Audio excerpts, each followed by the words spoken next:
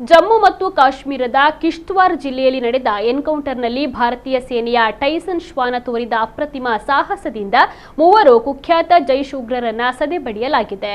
2 para special ಫೋರ್ಸ್ನ ತರಬೇತಿ ಪಡೆದ German shepherd ತಳಿಯ ಶ್ವಾನ ಟೈಸನ್ ದಟ್ಟ ಅರಣ್ಯದ ನಡುವೆ ಅಡಗಿದ್ದ ಉಗ್ರರನ್ನ ಪತ್ತೆ ಹಚ್ಚಲು ಮುಂಚೂಣಿಯಲ್ಲಿ ಸಾಗಿತ್ತು.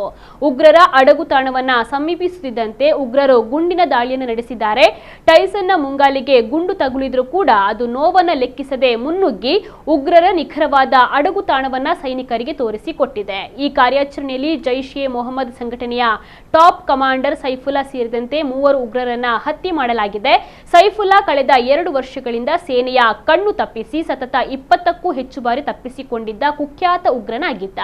ಗುಂಡೇಟಿನಿಂದ ಗಾಯಗೊಂಡಿದ್ದ ಟೈಸನ್ ಅನ್ನ ಕೂಡಲೇ ಹೆಲಿಕಾಪ್ಟರ್ ಮೂಲಕ ಉಧಂಪುರದ ಸೇನಾ ಆಸ್ಪತ್ರೆಗೆ ರವಾನಿಸಲಾಗಿದೆ. ಪ್ರಸ್ತುತ ಟೈಸನ್ ಚೇತರಿಸಿಕೊಳ್ತಾ ಇದ್ದು ಅದರ ಸ್ಥಿತಿ ಸ್ಥಿರವಾಗಿದೆ ಎಂದು ಅಧಿಕಾರಿಗಳು ತಿಳಿಸಿದ್ದಾರೆ.